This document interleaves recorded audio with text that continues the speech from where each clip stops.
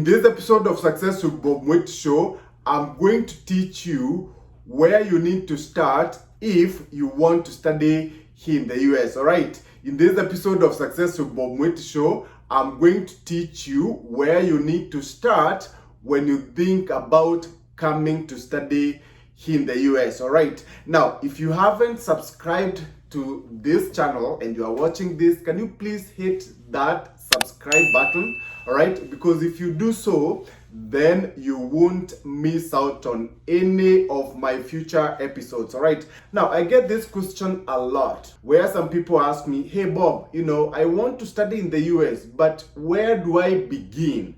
All right, so I thought about, teaching you more about that. Like, where do you begin if you really want to come and study here in the US, all right? Okay, now, if you really want to come and study here in the US, you need to decide what are you coming to study, all right? You can't just come to study anything, all right? Sit down, think about what you're coming to study here in the US, okay? I've talked about this in my previous episodes on Success with Bob Mwiti Show, that there's different levels of coming to study here in the US, okay?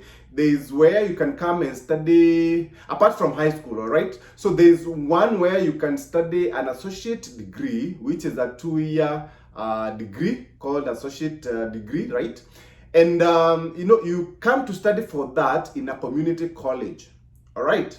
Okay. Now, on the other hand, you can come to study for your bachelor's degree, all right? If you don't have a bachelor's degree, then you can come and study at bachelor's degree level, all right? Then, also, you can come and study for your master's. You can come take your master's here, or also you can come and study your PhD, all right? Those are usually called graduate studies, masters and PhDs, all right? Okay.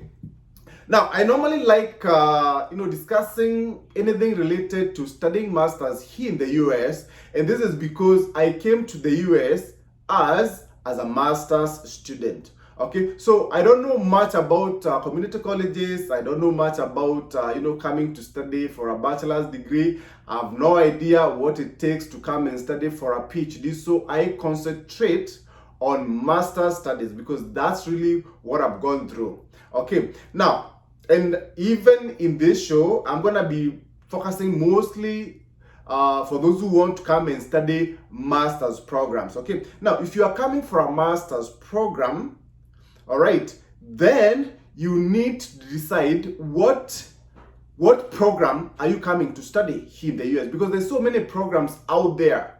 All right. Now, I've said this before that if you are someone who has a bachelor's degree, don't come for an associate degree. All right, because you won't be able to get the visa. Okay. If you have a bachelor's, don't come for another undergraduate bachelor's degree because you won't get the visa. Okay. If you have a bachelor's, come for a master's program. Okay, all right, that's how it works. I mean, that's how you show that you are a serious student who want to come and study here in the US, okay? All right, so when you're deciding to come and study here in the US, the first thing that you need to understand is you need to figure out what are you coming to study here? What program? Okay, now, if you decided, okay, I'm coming for a master's, but which master's program? Okay, which master's program? Because there's so many of them out there. Okay, and I see a lot of people who come to study here in the US, they have no idea why even they are coming to study that program. What are the benefits? You can't just pick a program just like that. Okay, because even at the embassy when you're looking for a visa, they're gonna ask you, why are you coming to study that program? Okay, why? Okay, how is that program tied to what you did for your undergraduate? Okay, you have to remember that all the time when you start this whole process of coming to study here in the US. Don't just pick a program, blindly. Just because someone told you, oh, you know what, if you do this, then there's, you have a chance of getting a job. Then, I mean, if you can't really be able to get here, then what? I mean, you want to make sure that you can actually be able to get here. Okay, and for you to be able to get here, you need a visa. Okay, so that's why it's very, very important that you plan ahead. Okay, don't now go to the visa with the degree, with the program, I don't know from where, and your bachelor's undergraduate degree is something totally different, because you're not going to get that visa. Okay, so you need to decide which program you're coming to study. Okay, there's programs here in the US that will give you up to 3 years of post-graduation work authorization. In my other episodes of Success with Bob Mwiti Show, I've talked more about these kind of programs. They're usually called STEM programs. All right, STEM means science, technology, engineering, mathematics. Okay, any program that falls under STEM, you get up to 3 years of post-graduation work authorization. Okay, you get 3 years of post-graduation work authorization. That's a big deal. Okay, you know that once you get here, when you try to get that, elusive, work visa to live and work here once you're done with school. Okay, because, see, the thing is, if you want to live and work here after you graduate from school, you have to get an employer who is willing to sponsor you for an H1B visa or a permanent residency card, which is called a green card. Okay, all right. You're watching Success with Bob Mwiti Show, presented to you by Upstack America. Upstack America is a consulting company that helps immigrants find amazing higher education and job opportunities in the tech industry in the United States. You can find our programs by going to www.upstackamerica.com. Upstack America, we wake you up to the unlimited potential within you. Now, here's the problem. If an employer files for you to, for a H1B visa, which is basically a work authorization that you are given to live and work here for up to a maximum of 6 years, sometimes they might apply for you for that, but you're not able to get it, all right, because the problem is with the H1B visa, there's so many companies that are filing for H1B visa. There's so much demand for H1B visas, to the extent that now the US government can't give everybody the visa. So what they do a lottery. Okay, they do a lottery.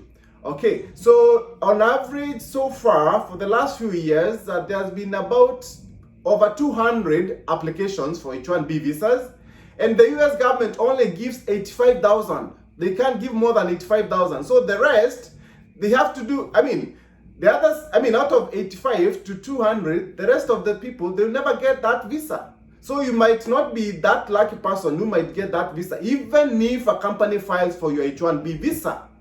Okay, that's what you need to understand. Now, let's say, for example, you are not picked in the first attempt, and already you've graduated, and you don't have 3 years of work authorization.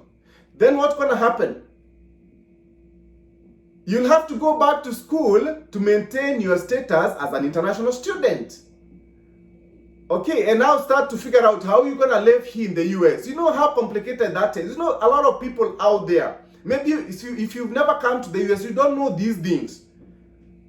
Okay, even me, before I came here, I didn't know much about all this. Once I landed here, I came to do an MBA. And then when I landed here, that's when I started hearing about, you know what, you can actually be able to get a post-graduation work authorization of 3 years. My MBA could only give me 1 year. Any program that is not a STEM program, it will give you just 1 year of post-graduation work authorization called OPT. We're going to be talking about that in my other episodes of Success with Bob Mwiti Show.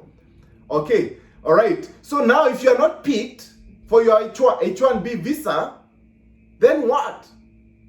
If you're not picked, you have to maintain your status here in the US as a student. Otherwise, if you don't, then you're gonna be, living and working here illegally. Okay, so you have to maintain that status as a student. So the only option that you have is to go back to school if you are not picked for the first attempt. Okay, so that's why studying a STEM program is so much of a big deal. Okay, especially if you're out there and you're smart. All right, remember in my shows, I always like talking about smart people and serious people who want to come and study here in the US. All right, okay, if you are smart, if you are serious, if you really want to come and study here and take advantage of the opportunities that are here in the US, then you have to do things the right way. Okay, you have to plan ahead. Because this is the mistake that I always see with a lot of people in our community where I come from. Okay, people come here blindly. They don't know what they're coming to study. They don't know what's going to happen once they graduate from school. They don't know how they're going to transition now from being a student to a skilled worker. I was in the exact same situation. Okay, me when I left Kenya, I was just happy that I'd gotten a student visa because I had struggled so much, so many years, 8 good years trying to get out of my country. I was denied visa 4 times. Me, there was no one out there to tell me what I needed to do. I was just doing things on the internet on my own. Okay, I didn't know that coming from an MBA program would only give me 1 year work authorization. I had no idea about that. I had no idea about STEM programs. I could have come to a very nice STEM program actually. Okay, all right. Okay, but I didn't know about these things. But luckily also, when I graduated from school, that year there was no lottery. Because at that time, there's not many companies that were applying for these H1B visas for, for foreigners. Okay, so in our year, there was no lottery. But the year after that, there was one. And I remember a few students who are my friends, they had to go through the lottery. Okay, so you have to think about these things. Don't just come blindly. When you are thinking of coming to study here in the US, where do you start? You start first of all by identifying which program you're coming to study here in the US based on your previous qualifications, your credentials, what you did for your undergraduate. Okay, all right. Don't come here for undergraduate, man. If you already have an undergraduate degree, why are you coming for undergraduate? It just shows that you're not a serious student. You're not gonna get that visa. Same thing with coming for a community college, associate program. Okay, you should not do that. Come for a master's. All right, come for a master's program, and don't just take any program out there. You have to take something that is very closely tied to what you did for your undergraduate. Okay, if you don't do that, then try to do some other things that will complement what you have so that you have something to tell the embassy.